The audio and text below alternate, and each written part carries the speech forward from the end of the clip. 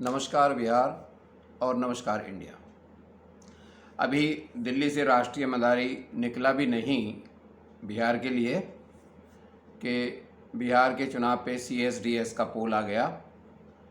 उसने 37 कॉन्स्टिट्यूंसी के 135 बूथों पर 3,550 लोगों से बातचीत की है और बिहार का रिजल्ट डिक्लेयर कर दिया।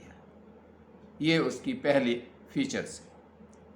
दूसरा फीचर्स उसका ये है कि बिहार में पिछले 2015 के चुनाव में 24.44% वोट लेने वाली बीजेपी को मुख्यमंत्री का अपना कैंडिडेट घोषित करने की हिम्मत नहीं है।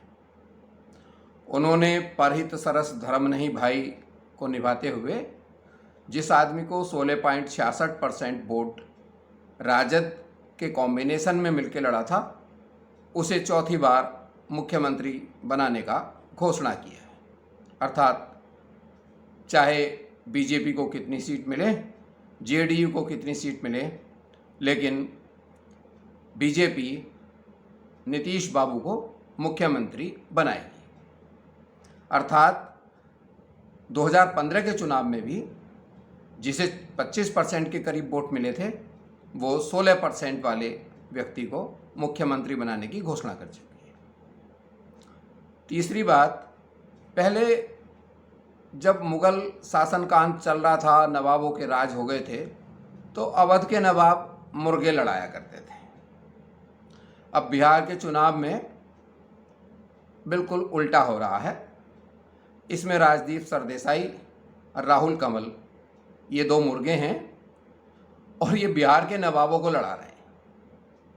बिहार के नवाबों को लड़ाने के लिए इन्होंने बीजेपी के 2 कार्यकर्ता, 2 प्रवक्ता, 2 चुनाव विशेषज्ञ, 1 कांग्रेस की प्रवक्ता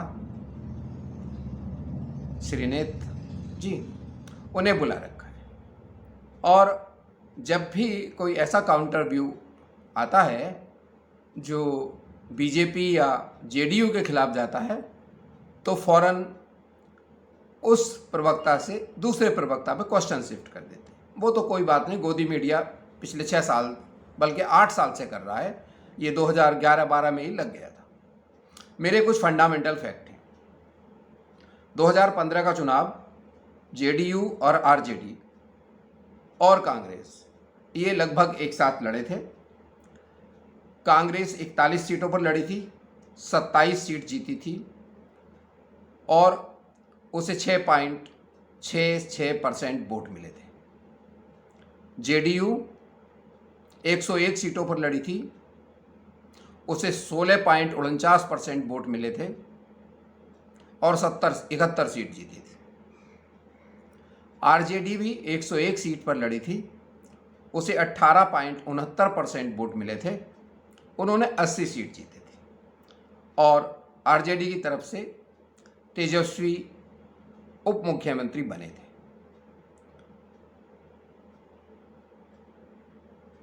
बिहार में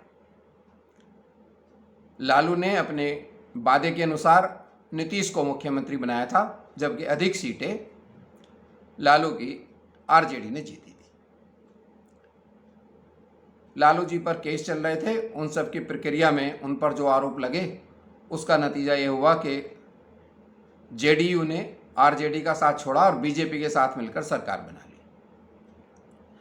इसका मूल तथ्य ये रहा कि भाई जेडीयू तो ईमानदार पार्टी के साथ रहेंगे, भ्रष्ट पार्टी के साथ नहीं रहेंगे, और उन्होंने राष्ट्रीय और अंतर्राष्ट्रीय स्तर पर घोषित ईमानदार, स्वघोषित ईमानदार बीजेपी के साथ सरकार बना ली। अब कोई भी व्यक्ति यह नहीं कह सकता कि 2015 के वोटों का परसेंटेज 2020 के वोटों पर लागू होगा, और अगर लागू होगा तो फिर 24% बीजेपी के वोट और 16% जेडीयू के वोट, बात खत्म हो जाती। ये तो सीधे सीधे 40% वोट हो गया, किसी को ज़रूरत नहीं। लेकिन फिर ये जगलरी क्या हो रही है? एक और आंकड़ा देना जरूरी होगा। 50 से अधिक सीटें एलजेपी ने लड़ी थी और 2 सीटें जीती थी। इस बार के चुनाव की समझने के लिए एक बात, लालू की आरजेडी 144 सीट लड़ रही है, 29 सीटों पर साम्यवादी लड़ रहे हैं।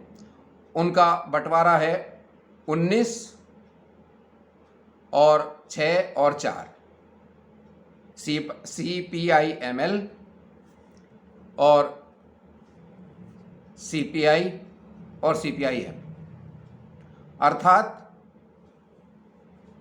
तीनों CPI, कम्युनिस्ट पार्टी, आरजेडी और कांग्रेस इस बार एक साथ चुनाव लड़ रही है। पिछली बार CPI-M, CPI और CPI-ML इन सब ने मिलाकर लगभग 200 सीटों पर चुनाव लड़ा था और इन्हें 2% वोट मिले थे। सीट इन्हें कोई नहीं मिली थी। कांग्रेस को लगभग 7% वोट मिला था और कांग्रेस, आरजेडी और जेडीयू के गठबंधन के साथ ही एक साथ चुनाव लड़े थे। तो यदि CSDS के पोल को एक तरफ भी रख दिया जाए, एक बार पुराने पोल को देखा जाए, तो 19% के करीब लालू जी का वोट, आरजेडी का वोट, 7% के करीब कांग्रेस का वोट, 19 और 7 26 और 2% कम्युनिस्टों का वोट। ये मोटा मोटा 28% वोट इनका होता है। उधर 3 मज़ेदार बात उस आंकड़े में आई हैं जो CSDS ने किया है कि मुख्यमंत्री नीतीश कुमार जी की पॉपुलैरिटी में 44% की गिरावट आई है। यदि 2010, 15 और 20 इसमें उनकी पॉपुलैरिटी में 44% गिरावट आई है, तो 16.5% वोटों में से कितनी गिरावट आएगी, किसी ने कोई प्रेडिक्ट नहीं किया है। मैं भी कोई प्रेडिक्शन नहीं कर रहा हूँ। हाँ, जो मुर्गे नवाबों को लड़ा रहे हैं बिहार में, उनका ये कहना है कि बेसिकली मोदी जी से नाराज नहीं है, नीतीश से नाराज हैं लोग। नीतीश से नाराज के कारण भी बताए हैं, बाढ़, बुखार, कोरोना में मिसहैंडलिंग, प्रवासी मजदूरों की मिसहैंडलिंग, कारण जितने भी हैं उनमें मिला के 40% पॉपुलैरिटी उनकी कम हुई है। तो बीजेपी ने उसका इंतजाम किया है कि चिराग पासवान पूरे बिहार में चुनाव लड़ रहे हैं। जैसे इन चारों इशू पर वो चिराग पासवान जो खुद और उसके पिताजी बीजेपी में ही शामिल थे, एनडीए में ही, गठबंधन में उनके पिताजी मंत्री थे मरते दम तक। तो जो लोग नीतीश कुमार जी से नाराज हुए हैं वो कहीं महागठबंधन को ना मिल जाए, वो चिराग पासवान को चले जाएं और बीजेपी जीत जाएगी। और जीतने के बाद भी जो एंटी इनकम्बेंसी वोटों का नुकसान है वो भले ही नीतीश कुमार जी को हो जाए, उसका लाभ लेकिन आरजेडी को नहीं होगा। ये गणित कल से एक सेट ऑफ स्पेशलाइजेशन जो टीवी पर विशेषज्ञ आते हैं वो समझा रहे हैं। अच्छा, मतलब बिहार की जनता के अलावा सारा हिंदुस्तान, सारे टेलीविजन वाले सब होशियार हैं। वो 22 लाख मजदूर, जिसमें से 42% लोगों को अनाज नहीं मिला, 57% लोगों को रहने की सुविधा और वो पैसे नहीं मिले जो 1000 रुपये देने थे, और जो बिहार से कांग्रेस और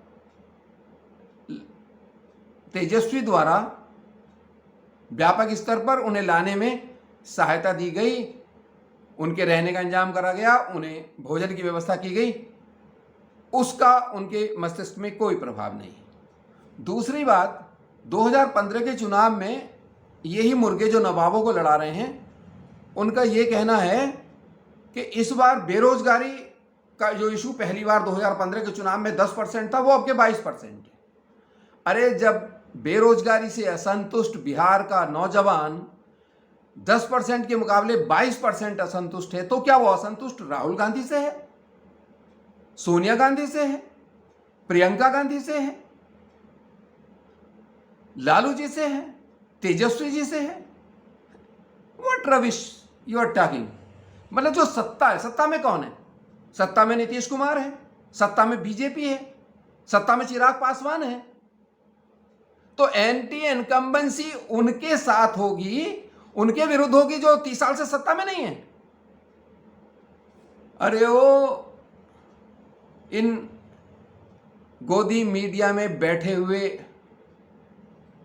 मुर्गों, इन बिहार के मगध के वोटरों को अवध के मुर्गे क्या इतना मूर्ख समझते हैं कि जो प्रताड़ना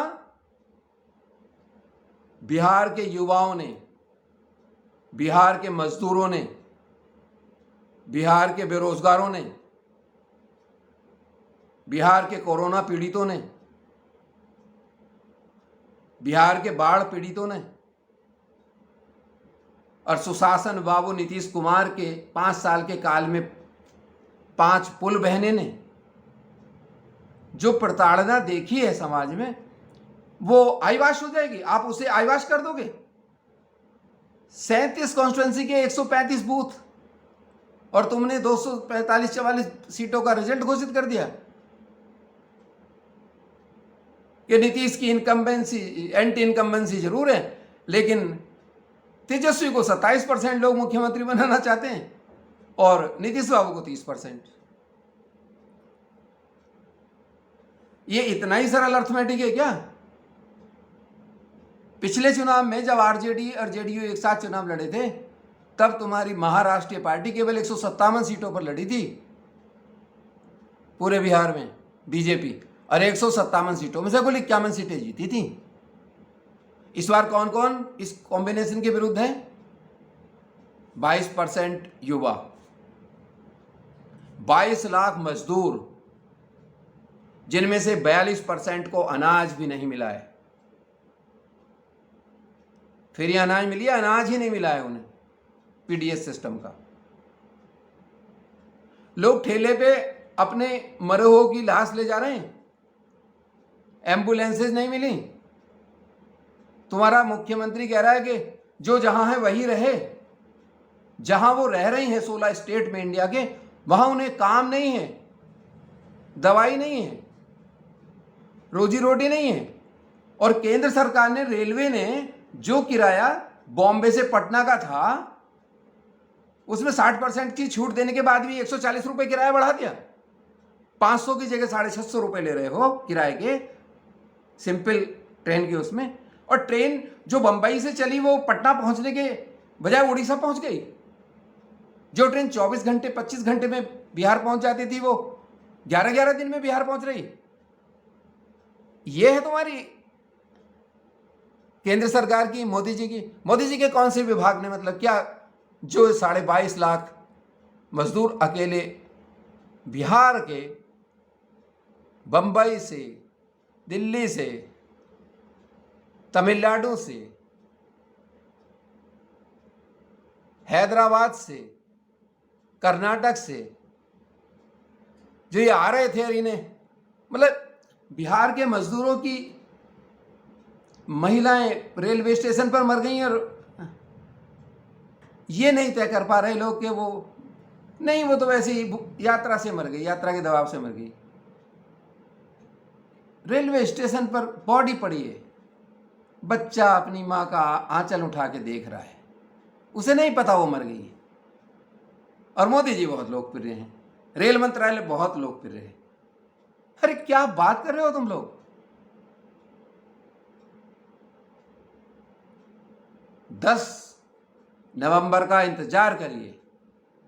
ये जो गोदी मीडिया के स्टूडियो में बैठकर जो